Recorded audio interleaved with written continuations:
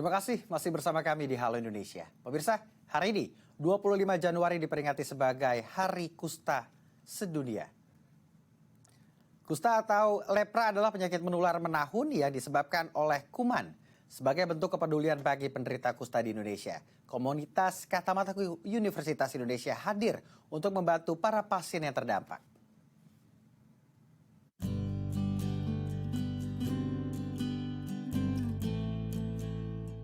Kusta adalah penyakit yang disebabkan oleh infeksi bakteri kronis Mycobacterium leprae pada jaringan kulit, saraf tepi, dan pernapasan. Data WHO tahun 2020 menunjukkan lebih dari 9.000 kasus kusta ditemukan di Indonesia. Pada tahun 2021, laporan Kemenkes menyebutkan kasus baru kusta terjadi pada anak-anak dengan persentase mencapai 9,14%, kemudian meningkat di tahun 2022 mencapai 13.000 kasus. Penyakit kusta masih menjadi masalah kesehatan yang sangat kompleks, hingga berujung stigma negatif bagi para penderitanya. Bukan hanya masalah medis, penderita kusta juga terdampak pada masalah sosial, ekonomi, dan budaya. Melihat hal tersebut, para akademisi pengabdian masyarakat lintas disiplin yang tergabung dalam tim Kacamataku Universitas Indonesia tergerak membantu para penyintas kusta di seluruh Indonesia. Tak hanya penyuluhan kusta, mereka ikut serta menciptakan program bantuan sosial yang bertujuan menghapus diskriminasi dan menekan angka kasus kusta. Baik, untuk membahasnya lebih lanjut kita telah terhubung dengan tim Kacamataku Universitas Indonesia yang diketuai oleh Yunia Irawati. Kita akan sapa langsung. Halo, selamat siang dok. Selamat siang. Apa kabar, sehat? Sehat, alhamdulillah. Dok, saya ingin mengetahui, selalu dok. Sehat. Baik, terkait penyakit kusta ini sejarahnya seperti apa hingga akhirnya masuk ke Indonesia? Ya, kita tahu sebetulnya penyakit kusta atau di dunia kita katakan lepra atau juga disebut juga Hansen disease ya. Mungkin di negara kita dikenal sebagai penyakit kusta ya. Itu sebetulnya sudah lebih dari 4.000 tahun yang lalu mungkin ya. Sebelum Masehi pun sudah ada penyakit kusta ini. Di beberapa negara tentu masih merupakan endemis. Dan Indonesia masih menempati tempat ketiga nih. Jadi juara ketiga, tapi untuk sesuatu yang masih kurang baik, saya rasa setelah India dan Brazil, kita masih negara endemis ketiga di dunia. Endemis artinya kita masih ada 1 kasus per 10.000 penduduk. Di beberapa provinsi di Indonesia masih ada 6 provinsi daerah yang masih belum tereliminasi. Baik, ini Indonesia menjadi peringkat ketiga. Artinya kondisi saat ini penyakit kusta di Indonesia juga memprihatinkan. Kalau teman-teman Kacamataku melihatnya seperti apa? Apa yang menjadi faktor penyebab Indonesia dinobatkan menjadi peringkat ketiga? Ya, terima kasih. Tentu satu kita tahu bahwa penyakit kusta ini adalah suatu penyakit yang sebetulnya bisa disembuhkan karena kita sudah tahu kumannya, yaitu kuman Mycobacterium leprae sejak tahun 1873 itu sudah ditemukan kuman ini. Dan tentu dengan perkembangan kedokteran setelah ditemukan juga obat berupa antibiotik dan multi drug terapi untuk memusnahkan atau mengobati penyakit kusta ini, sehingga penyakit kusta ini sebetulnya sudah ada obatnya. Namun kita tahu kita negara tropis dan penyakit-penyakit infeksi masih banyak berada juga di negara kita atau Indonesia. Dan kita tahu negara kita sangat luas sekali dengan berbagai macam kepulauan, di mana tentu penduduk itu tersebar di masing-masing daerah, bahkan daerah terpencil, banyak sekali faktor yang bisa mempengaruhi tidak tereliminasinya penyakit kusta di Indonesia. Dan salah satu yang selalu kita dapati yaitu adanya stigma. stigma itu bukan hanya stigma pada pasien sendiri, self stigma, tetapi juga stigma yang berada di masyarakat, terutama di daerah-daerah endemis. Mungkin kita yang di daerah perkotaan tidak terlalu sering mendengar penyakit ini, namun sebetulnya sampai di Jakarta pun kasus-kasus itu masih ada, dan kita lihat stigma yang masih begitu kuat di masyarakat kita, terutama di daerah-daerah dan daerah endemis serta daerah-daerah terpencil, berupa seperti penyakit ini adalah penyakit kutukan misalnya ya, penyakit ini adalah penyakit yang bukan bisa disembuhkan dengan mudah dan sebagainya. Itu yang membuat seseorang mungkin kalau sudah menderita, kemudian dia didiskriminasikan oleh lingkungannya, maka pasien-pasien tersebut tentu tidak mendapatkan pengobatan dengan baik. Dengan begitu dia pun dapat menularkan ke orang-orang terdekatnya. Walaupun penyakit ini sebetulnya tidak dengan mudahnya tertular seperti kita penyakit-penyakit menular lain atau infeksi lain, sebetulnya penyakit kusta ini harus dengan kontak erat dan lama. Jadi belum tentu orang sekeluarga satu rumah pun bisa tertular gitu ya. Ada faktor-faktor atau banyak faktor yang bisa mempengaruhi seseorang itu akan tertular terhadap penyakit kusta ini. Begitu. Baik, mengapa menjadi tinggi? Yang pertama adalah iklim di Indonesia, tropis, dan yang kedua adalah stigma. Sebelum kita ke stigma, Ibu, ini penularannya memang tidak mudah. Ibu, dokter menyebutkan penularan kusta ini tidak mudah. Memang seperti apa proses penularan kusta dari satu orang ke orang lainnya? Ya, walaupun penularan kusta ini misalnya melalui inhaler ya, artinya pernafasan, tapi bukan berarti tadi saya bilang seperti penyakit infeksi lain. Minta maaf, contohnya kita dalam era pandemi COVID ini, kalau kita kebetulan pada waktu kasus-kasus tinggi itu kan begitu infeksiusnya kita mudah terkena ya. Tetapi dengan kusta ini dia harus kontak erat dan lama, artinya seseorang yang dengan mungkin keadaan imunitasnya yang baik, keadaan gizinya yang baik, tentu dengan faktor genetik di belakangnya yang ada mendasarinya, tidak mudah sebetulnya dia untuk menular gitu ya.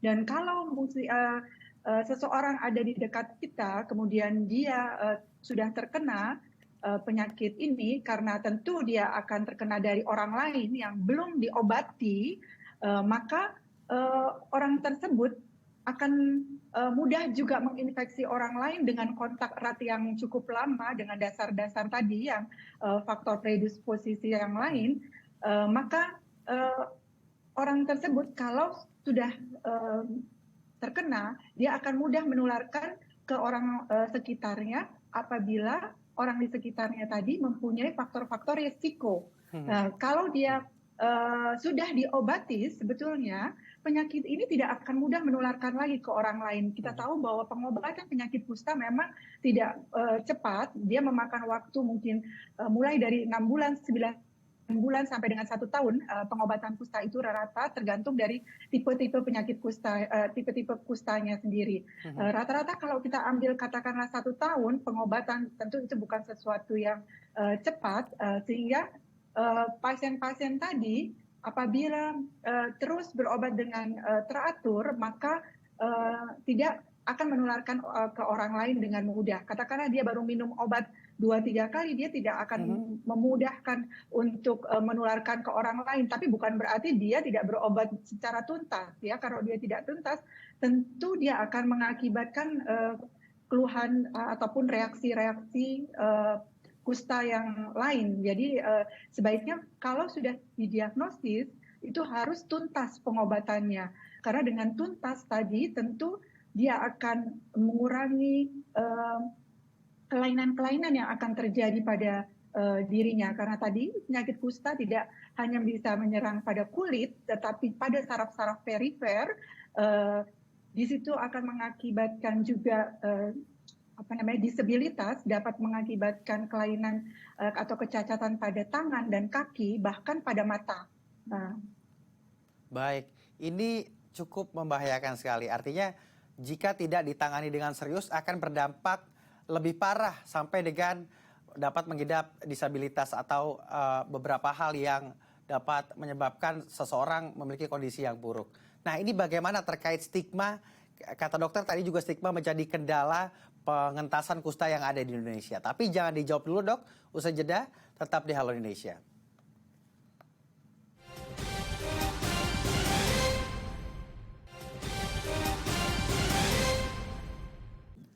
Terima kasih pemirsa masih bersama kami di Halo Indonesia. Masih membahas penyakit kusta dalam memperingati Hari Kusta Sedunia bersama dokter atau ketua dari Kacamataku Universitas Indonesia. Kita akan sapa langsung. Dokter Yuni. Iya. Ya. Baik, dok, ini Bisa terdengar suara saya? Ya. stigma terdengar dengan baik. Stigma terkait penyakit kusta di masyarakat Indonesia. Ini menjadi salah satu kendala untuk mengentaskan kusta yang ada di Indonesia. Dan memang apa penyebabnya sehingga ini menjadi kendala? Ya, terima kasih. Ya, jadi kalau kita lihat memang stigma ini begitu masih kentalnya yang ada di terutama di negara kita ya, di Indonesia. Kalau kita lihat mestinya zaman sekarang gitu ya, di era milenial gitu ya, apakah masih ada yang seperti ini gitu ya. Padahal kita tahu bahwa penyakit ini bisa disembuhkan dan ada obatnya gitu ya. Seharusnya stigmanya itu tidak ada. Namun stigma yang beredar di masyarakat kita itu ternyata masih ada dan masih tinggi, terutama di daerah-daerah endemis tadi saya katakan. Kenapa daerah itu endemis? Tentu karena stigmanya masih begitu tinggi, masih banyak orang-orang di daerah itu yang terutama mereka menganggap bahwa penyakit ini adalah penyakit kutukan. Dan sehingga kalau ada keluarganya, salah satu anggota keluarganya yang terkena, maka keluarga itu akan mengasingkan ataupun memasung ya tadi keluarganya untuk tidak keluar rumah bahkan ya.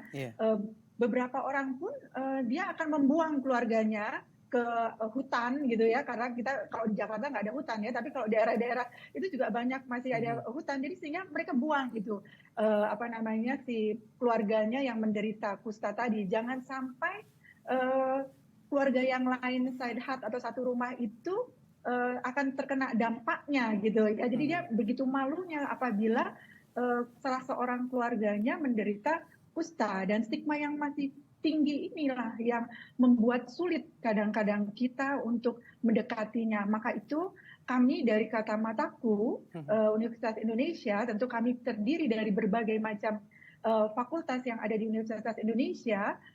Kami mempunyai 3 tematik di Kacamataku ini, yaitu tematik kesehatan, tematik anti stigma, dan tematik ekonomi. Kami di Kacamataku kesehatan tentu kita ingin pasien-pasien itu sehat. Artinya tidak hanya yang sebelum menderita, artinya kita memberikan penyuluhan, terus kemudian kita juga mengobati, serta kita mencegah disabilitas. Karena kita tahu tadi kelainannya akan menyerang saraf-saraf perifer, sehingga apabila terlambat tentu dapat mengakibatkan kelainan atau disabilitas pada tangan, kaki, dan juga matanya. Itu kita dari rumpun ilmu kesehatan di Universitas Indonesia, kami membuat menjadi satu di tematik kesehatan. Begitu juga teman-teman kami di Fakultas Kedokteran Masyarakat, FISIP, psikologi, dan teman-teman kami yang lain di fakultas lain itu membuat suatu anti stigma. Jadi kami ingin mengetahui terutama di daerah-daerah endemis tadi, kira-kira faktor-faktor apa yang mendasari stigmanya begitu kuat. Tentu ini yang kami ingin melakukan intervensi agar stigma ini harus punah gitu ya, harus hilang gitu ya. Maka kalau kita sekarang ini sudah yang dewasa, atau misalnya anak-anak kita menerima pengetahuan dari orang tuanya dengan mengetahui sesuatu yang kurang baik, tentu itu akan berdampak terus sampai ke depannya. Maka itu tim anti stigma kami juga membuat suatu pengetahuan mulai dari anak-anak sekolah dasar. Jadi kami membuat buku-buku, membuat buku cerita, kemudian animasi. Mungkin kita bisa lihat di dalam YouTube Kacamataku, kita punya animasi-animasi yang bisa di-download oleh semua orang ya, untuk terutama untuk anak-anak sekolah. Dan kami juga bekerja dengan sekolah-sekolah dasar beberapa di Jakarta, itu memberikan suatu pengetahuan yang benar ya, yang baik dan benar tentang penyakit kusta ini, agar mereka juga mendapat informasi yang benar sehingga stigma tadi yang sudah ada, mungkin orang tua atau keluarganya mempunyai stigma terhadap kusta. Nah, ini tidak boleh terjadi kepada anak-anak mereka. Namun untuk kasus-kasus yang memang sudah ada stigma di daerah tersebut, itulah yang kami ingin datang. Karena dengan kita mencoba untuk mengatasi stigma yang ada pun, tentu pengobatan ini akan dengan mudah masuk ke setiap orang yang kita curigai atau yang kita deteksi dengan kusta, begitu. Artinya stigma masih menjadi kendala di mana banyak mereka yang tidak tahu sehingga menghalangi proses pengobatan penderita kusta. Dari kacamataku sendiri, Dok, bagaimana melihat literasi terkait penyakit kusta di beberapa daerah di Indonesia? Ya, terima kasih. Jadi kita ada beberapa data, memang terus terang kacamataku ini kami bentuk baru di tahun 2018, jadi kita tahun kelima tahun ini ya. Kita punya beberapa daerah binaan, dan kemudian kita juga datang ke beberapa daerah di Indonesia. Mulai dari kami datang ke Singkawang ya di Kalimantan pada tahun 2019, kemudian kita terkendala pandemi di 2020 sampai 2021, namun kami tetap selalu hadir melalui Zoom dan webinar ya untuk tenaga medis, dan begitu juga untuk kader yang begitu semangat untuk mengatasi stigma dan mengatasi kusta ini secara bersama-sama untuk eliminasi kusta. Dan kita lihat bahwa dari kita juga tahun lalu di 2020, walaupun pandemi ini masih, kami sadar bahwa pengabdian masyarakat ini tidak mungkin kalau kami cuma hanya melalui Zoom meeting atau webinar semacam ini, tapi kita harus terjun ke lapangan. Maka itu di tahun 2022, walaupun masih suasananya pandemi, kami hadir juga di Nusa Tenggara, di Lembata, terus kemudian kami juga ke Likupang, karena itu adalah salah satu daerah-daerah provinsi yang masih endemis, karena masih ada 6 provinsi. Dan tahun ini kami direncanakan di bulan Maret ini kami akan datang ke Maluku, tentu bersama-sama dengan teman-teman yang lain, dan tentu kami sangat ingin berpartisipasi tentu dari Toma Toga atau tokoh masyarakat, tokoh agama setempat, tentu yang untuk membantu kita bersama-sama mengatasi stigma ini. Karena stigma ini tidak mungkin hanya kami yang misalnya dari kedokteran ataupun dari teman-teman dari fakultas lain yang datang, tetapi tentu perlu kerjasama partisipasi dari unsur-unsur setempat. Artinya tadi tokoh masyarakat, tokoh agama, kepala daerah, tentu itu kami inginkan mereka bersama-sama juga mempunyai visi dan misi yang sama untuk eliminasi ini. Karena saya yakin eliminasi kusta ini bisa untuk Indonesia. Asalkan kita bersama-sama. Orang pandemi COVID aja yang segini berat aja kita bisa ya. Harusnya untuk kusta yang sudah ada obatnya, kita harus bisa secara bersama-sama. Jadi sesuai dengan pemerintah dari keputusan Presiden di jangka menengah bahwa ingin eliminasi kusta di tahun 2024 ini, bahkan WHO ingin zero leprosy ya di tahun 2030, tentu kita harus bersama-sama, dan bukan hanya kami dokter-dokter, tentu dari seluruh kalangan masyarakat itu sangat dibutuhkan. Lalu bagaimana kebijakan pemerintah saat ini? Apakah sudah membantu dalam mengentaskan atau mengeliminasi kusta yang ada di Indonesia? Ya, tentu pemerintah juga menginginkan ini ya. Begitu juga Kemenkes menginginkan eliminasi kusta ini. Tentu untuk daerah-daerah endemis di Indonesia memang berada di Indonesia Timur, tapi bukan berarti tadi saya katakan di Jakarta nggak ada, tetap ada. Tapi memang jumlahnya tidak sebanyak mungkin di daerah-daerah endemis Indonesia Timur lainnya. Tentu satu pemerintah secara bersama-sama Kementerian Kesehatan juga menggait kami, misalnya selaku mitra ya yang juga mempunyai visi dan misi yang sama, bekerja untuk membantu pemerintah dalam mengentaskan kusta ini. Karena tentu Kemenkes tidak bisa bekerja sendiri, perlu orang-orang lain gitu ya. Dan kami dari profesi atau profesional, karena kami tergabung dari fakultas yang ada di Universitas Indonesia, kami tentu peduli akan hal ini, karena ini merupakan kepedulian kami ya, dan sangat sedih sekali kalau dari dulu saya selalu katakan 30 tahun yang lalu saya sekolah di kedokteran Baik. masih endemis, tapi sampai saat ini ternyata tidak ada perubahan gitu ya. Itu kita harus bersama-sama. Baik. Dan di hari kusta, peringatan Hari Kusta Sedunia ini, kita sama-sama berkomitmen semoga pemerintah, masyarakat juga dapat meningkatkan rasa kepedulian terhadap mereka para penderita kusta sehingga stigma yang menjadi permasalahan untuk mengentaskan atau mengeliminasi kusta yang ada di Indonesia ini dapat segera dientaskan juga. Terima kasih Dok telah bergabung bersama kami di Halo Indonesia. Sama-sama, terima kasih. Sampai jumpa, selamat beraktivitas. Baik pemirsa, selanjutnya saya akan mengajak Anda melihat pilunya potret kehidupan kampung Terima Pebulu. kasih ya, Mbak. Jangan kemana-mana, tetap di Halo Indonesia.